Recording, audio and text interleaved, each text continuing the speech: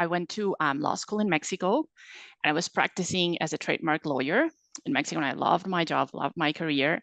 It was then my fiance, and now my husband. He was transferred to Toronto, so I really thought it was going to be like a 1 or 2 year thing, and then we would go back to Mexico in my whole life. It's been 15 years now, so it's been a long time.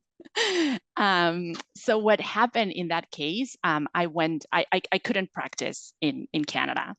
So for 6 years, I worked as a business administrator for Microsoft, which was a very fulfilling job. It was like, I really enjoyed it until it came to a point that I was like, I'm not going back home.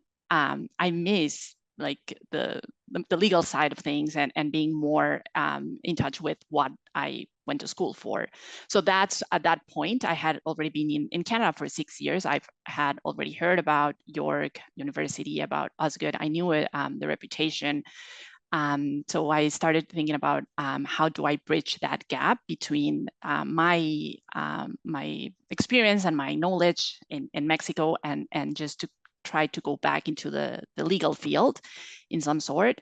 And so that's how I decided to start the LLM in international business law. I knew I didn't want to do the NCAs. I knew that for a fact. I didn't want to practice, but I wanted something closer to the legal profession that I knew. And that's exactly what I did and how I leveraged my LLM.